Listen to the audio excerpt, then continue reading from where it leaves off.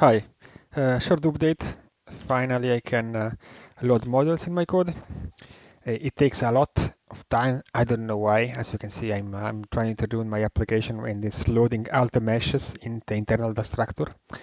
Probably some optimization problem in the way I use the async library, or maybe the async library I'm using is kind of in debug mode. I don't know. It's taking a long time. I will attempt to fix it during the week, but it works. So in here we have the model of a spacecraft, and it looks very nice. It looks very nice, and as you can see, there is also a new addition, and the new addition are the spotlights or and the flashlights. So I can cast light in something similar as if we were running with a flashlight. Or if you are having a flashlight. So is everything black? It's not black anymore.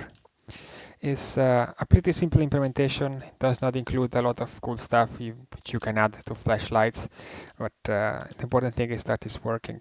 So the news are that we have models, we can load those models, and we have this new kind of light, which is pretty nice. Yes, the performance problem is probably somewhere here in the way I'm loading all the meshes and stuff like that. Uh, I'm using this async library and I suspect that I'm not using it in the right way. I had another problem, a very weird problem with my graphic card. I was using the Nuveo driver for Linux, and with that driver I was able in my fragment shader to define an array of 1024 floats as a uniform. And that was working correctly. On the new driver I'm using from NVIDIA, the proprietary driver, I cannot do it. I get the unable to create shader program error. I can create smaller arrays. I think 800 should work. Yeah, 800 works, but I cannot use 1024. Don't know why. Mm, I need that array in order to create dynamically all the lights in the game. I don't know if this okay in this build I cannot show it. How does it work? But now you can create dynamically the amount of lights you want. Um, if you remember in the oldest video, I think I told you that there is this limitation on I think 10 lights. Now we don't have that limitation anymore. Not sure if this is working in this concrete version of the program. I'm working on a separate branch, not a master branch. I'm working on a branch which is called model basic. And in model basic there is a lot of mess. There is a lot of mess. But no, I cannot create light. Oh, I can create light. Oh, I'm working. Okay.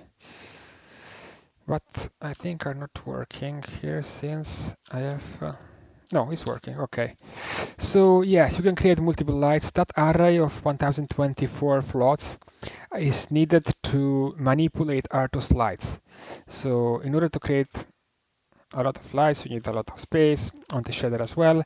And I was using that array. For some reason, on this proprietary NVIDIA driver, I cannot create that many floats that I want to. Don't know why. Well, I will try to fix that this problem probably during the week. Well, most problematic is that I cannot use my second monitor with this new driver. This is a complete mess. I cannot use my second driver, a second monitor. I'm using the driver version 367.57, and I have blacklisted all the Nuveo stuff.